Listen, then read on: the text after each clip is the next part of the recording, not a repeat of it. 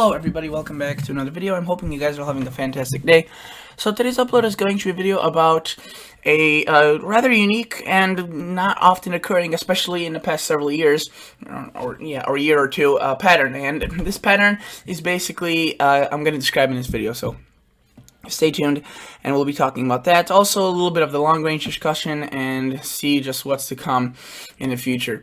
If you like weather-related content, if you like any of the stuff I do, or if you're new, consider subscribing. If you are not new, consider liking the video, as that really supports this channel, and it just really keeps it afloat, if you will.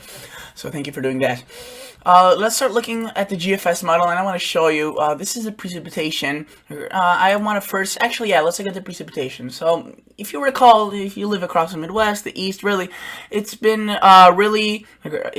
especially across the Midwest, it's been, so wet these past couple of years. Okay, I think here in Chicago, the last year, for 2019, the only month that was below average in precipitation was December, and it was barely below average. Every single month prior, for I think a year, was above average. So it was quite a year, and that has been a trend for 2018 as well, and 2017. So now the thing is that it's looking like it will be dry for almost a week and a half.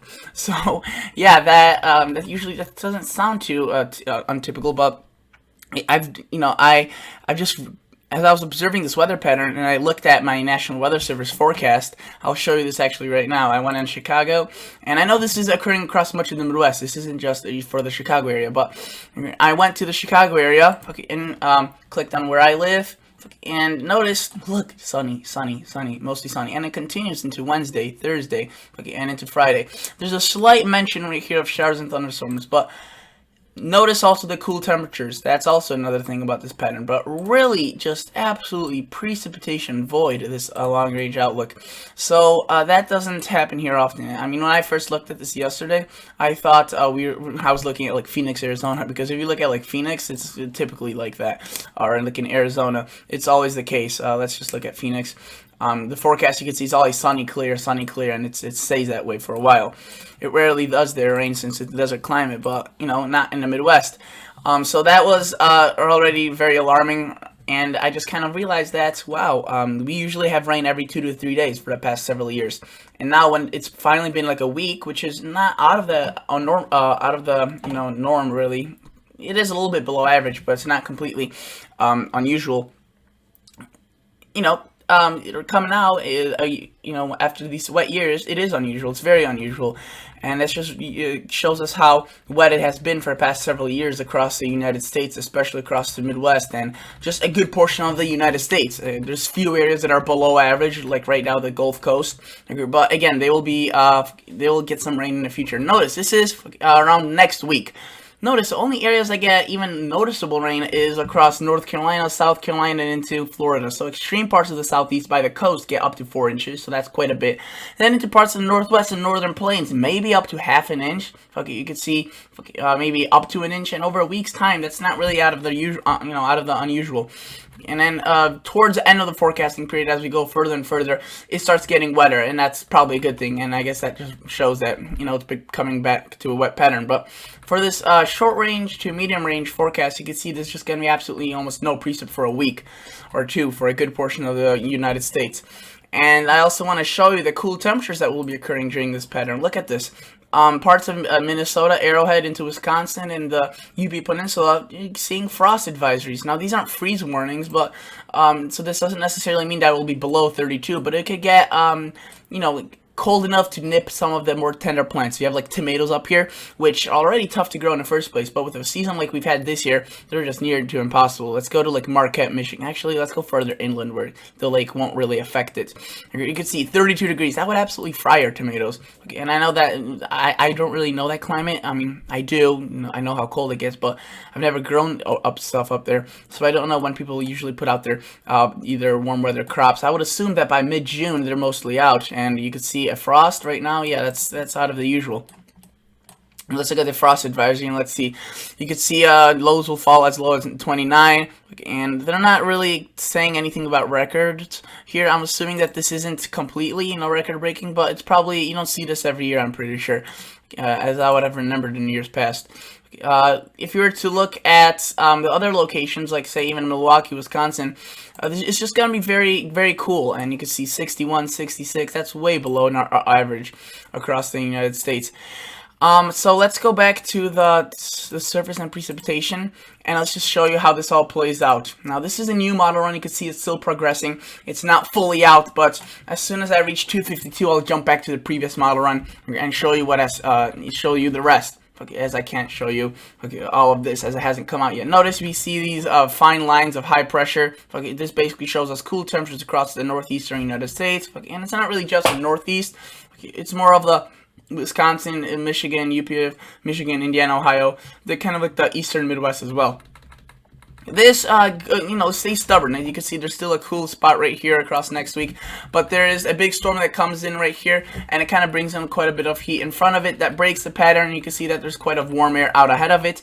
And if we were to look at a 2-meter temperature anomaly at this point, I guarantee you that it would be mainly, or it would be way less cold than we've been seeing, and you can see that's the case. We see red, a little bit of red, a little bit of blue, some below average, really nothing too significant.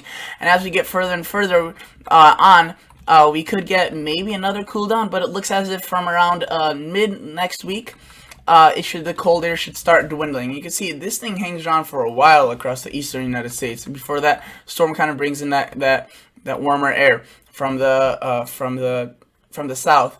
And I would also like to quickly show you the European model. The European model is a little bit different. Now, if you were to look at it, it shows, again, that cool period, which we're talking about. This is why the frost advisories are issued for this weekend into early next week.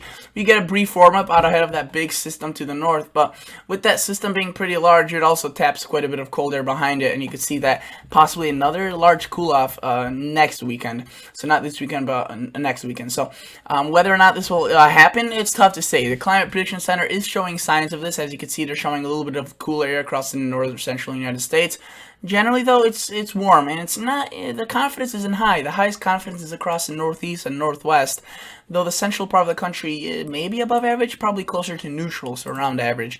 And if we were to look at the 8 to 14-day outlook, you can see this lobe kind of intensifies, not really intensifies, but becomes bigger, and the neutral becomes bigger as well. A lot of uncertainty here. This could go either way. These colors could ramp up, these orange colors, okay, and they could increase in confidence, or this blue could, increase in confidence and become towards the darker colors, which at this point, it's tough to say. The European, it's showing this cold air mass. I think this is like the first model run that's really showing that. You can see even the last model run wasn't showing that much cold air to the north. It was a little bit. And then one model run prior to that, it was showing more of a heat wave across the country. So this is really the first model run that is showing that cool air. So we'll definitely have to monitor that, especially since that may not come true. The GFS shows some signs of that. Some signs of that outbreak you can see right there, kind of to the north. But it's really less intense. And usually during the summer, the GFS tends to show more cooler air than the European. But I guess it's not this case around. And let's look at the ensembles. I quickly want to just show you the ensembles, because remember I said we'll talk about the long range a little bit here as well. You can see it does show a little bit of cool air here, but to what extent that's true, it's tough to say. It may be a bit underdone or underdone by the GFS, or maybe a bit overdone by the European. And at this point, I'm probably leaning towards a warmer scenario, but I wouldn't exclude this cooler air mass as well around that time frame. I want to quickly show you the MSLP and PWAT anomaly. So this is basically, sorry, not this. I wanted to look at this. So this basically shows us the amount of precipitable water in the atmosphere, and I want to show you how dry it will be for the next week, I would say, across the eastern United States. Look at this. This is like fall lake or even winter lake. You can see that this is this dry air is extremely dry, obviously, and it's expansive as well. You can see there's a little bit of extra precipitation going on there associated with the storm, but overall very dry. And across the eastern United States, that maintains itself up until next week, when that storm rises into southern Canada and brings a little bit of precipitation. But it's generally going to be dry, and then after that it breaks through, and you can see more of a moist pattern.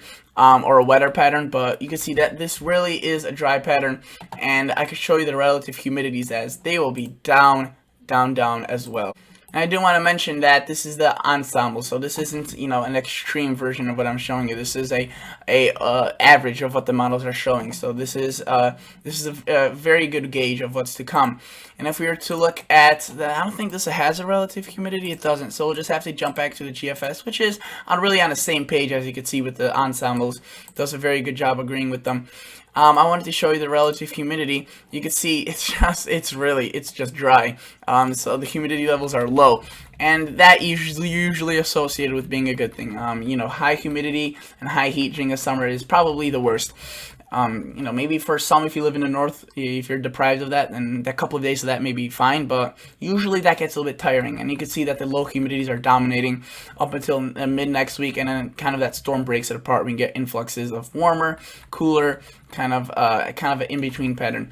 But really, there's no decisive. I mean, if you were to look at this, it's a little bit of warmer, or a little bit drier, less humid, a little bit more humid, depending on where the storm's set up. But this is like a decisively drier pattern, this thing right here across the Illinois, Indiana, Michigan area. So that's definitely something that is very noticeable, and this is why this pattern is really rare, because I remember last June there was something similar where I think Chicago recorded its lowest humidity ever on record. So there could be there seems to be a trend for the past couple of years where June seems to be a bit cooler, but I think as the summer goes on, July and August, it could get warmer. But hopefully you guys enjoyed. I just wanted to give you a quick update on the weather, show you that this unique pattern is forming, and it's going to last through the week, early next week, and then possibly a warm up, and then after that, it's a big question mark. Some signs are showing a cool down, while some are showing a warm-up, so we'll have to keep an eye on for that. So thank you guys so much for watching. Consider liking the video, consider subscribing to the channel, and I'll catch you all guys in the next episode. See ya. Bye.